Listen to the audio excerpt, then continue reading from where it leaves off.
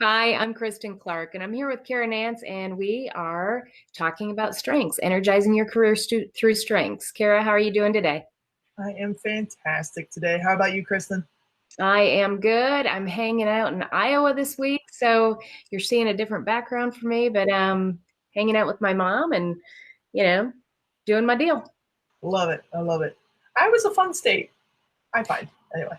You know what? It really is. When you grow up someplace, sometimes you're like, but when I come back, I love it. A lot going on and just beautiful. It's really pretty, even though it doesn't have you know, people are like, Iowa, it's flat, Right. but Right. That's it's all good, right? It's the hidden secret. It's the hidden it is a secret. hidden secret. Yes. Awesome. Yes. So today we're talking about empathy. hmm We are. I'm so Yeah. excited. It's my number one. I love it. I know it's especially fun when you know it well. For me, it's 19. So it's in in that big gray area in the middle. However, I seem to get a lot of clients that are high in empathy.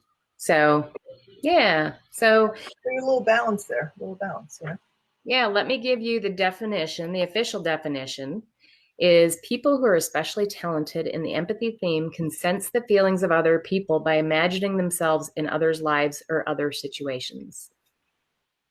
Feel right to 100%. you? Yeah. Yes. Big time resonating. Yes. I figured it would. So you typically give us a great visual so that people can resonate with the theme. What's Yeah. your visual? I went with a heart. It was a little too Oh, easy. And it's just like, it hurts behind me. oh, See, yeah, there we go. things Hey, happen we for a didn't even reason. plan that. Yes, we're just that good. Yeah, we're just that good. Oh, love it. Yeah. So when I think of empathy, now, of course, with you being the resident expert on this, please chime in. But and especially empathy in work, I think of people that just can connect with people a little bit better. I have a friend of mine that told me her empathy, and hers was like 3 or 4, that she was in sales, and she said it helped her really kind of figure out during a sales pitch if she was hitting the mark or not. And if things were getting a little bit off kilter, she could really sense that and Mhm. be able to change course pretty easily. Does that sound like anything that happens for you?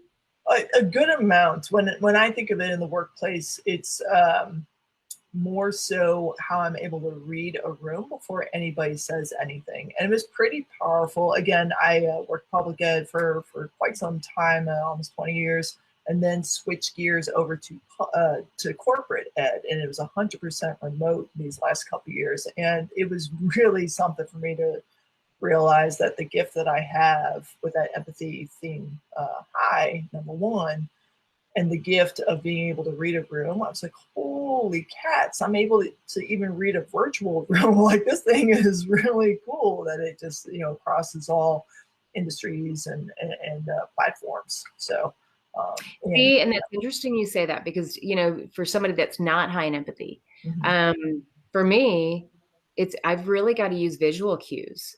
I don't walk in and go, oh my gosh, everybody's anxious, and I'm thinking of things like when I would do a conference or, be the person that put the conference together and that kind of stuff. I mhm, mean, I would really rely on watching people's faces and um, kind of more feeling the energy of the room, not necessarily of the individuals. Right. So it's very different. And I think for people out there too that don't have empathy high, mhm, I think sometimes people think, oh, I have empathy. Right. It's right, different. Yes, mhm, I can empathize, but I'm not walking into a room and going, ooh, something's wrong or something's very right. right, Right. yes. So I want people to really kind of understand that Mhm. you can still empathize without having empathy. Absolutely. And appreciating that empathy and sympathy are two very separate things as well. And sympathy is like, Yep. oh, that's too bad. Empathy is like, let me come on over here, whether it's literally or or figuratively, and just sit and rest in this space with you and try on for size what you're going through. Like, let's just pause for a moment and be in that space versus being able to name the space of like, something's going on over here, you know, like, and I know you're saying one thing, and that's not at all what is happening over here, just so you know. So, right. yeah. And as you were chatting, I was having some moments of memory where it's like, oftentimes it's fear. So it presents itself as confident and this and that, you know, and like, oh yeah, no, we're all set. Like, no, you're not. And that's okay. Like, I'm not about to tell you how you feel. And I see you. And it's also okay. No judgment. It's, you know, at least that's how it shows up for me. I do my best to just, you know, recognize, stay tuned into it, and also at the same time do my best. And I guess that's part of me being 43 and being mindful of like learning tools on suspend your assumptions. Like literally in grad school, I had a professor who's, you know, like take your assumption right here and put it out here, like suspend it, because that's, you know, it's not serving you or anybody else when you just go into the assumption of what you think you know. Right. But I would assume that it helps you ask better questions, you know, on what's happening with somebody, right? And yes. Yeah. Very helpful in coaching. Very helpful. Oh, absolutely. Right. Yeah. Yeah. So, so we talked about how it shows up at work. Mm-hmm. We need to talk about how to ask for more opportunities when you have empathy. So what would you say?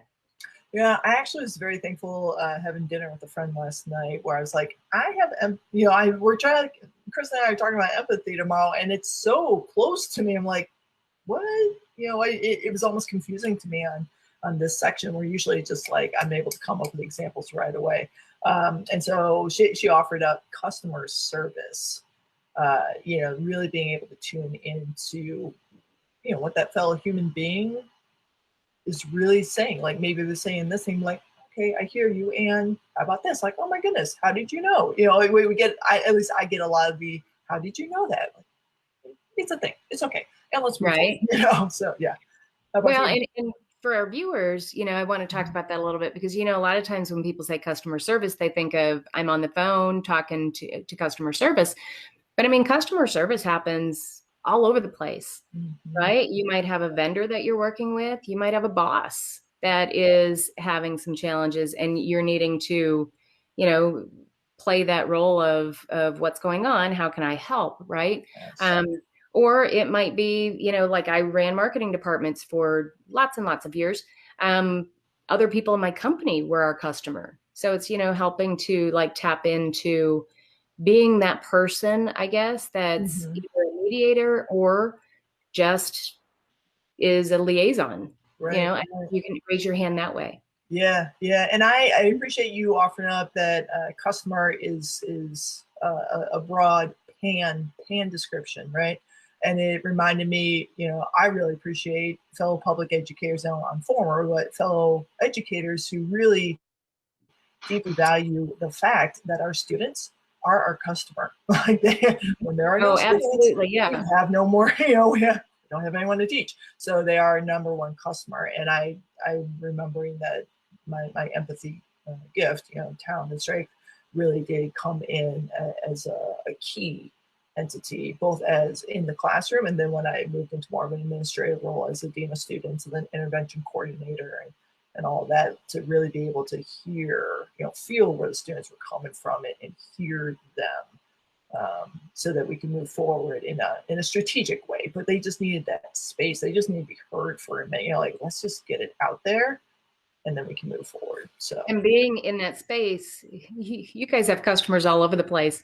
You know, yeah, you've got the kids, business is good. Business is good. Yes.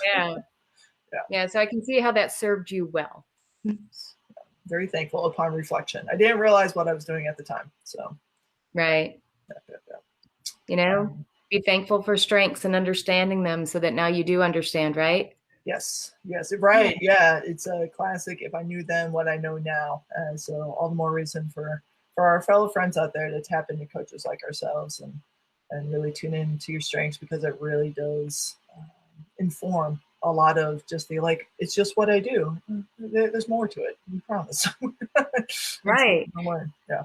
Well, and of course, you know, Cara and I do this so that you have that ability in your career to raise your hand and to ask for different types of activities that you are able to use your strengths every day. Cara, do you have anything else you want to close out with? Just that we appreciate y'all tuning in every week, and as always, we appreciate your comments and thoughts, wonderments down in the comments section, and we look forward to next week with you. All right. See you soon. Awesome. See you, bud.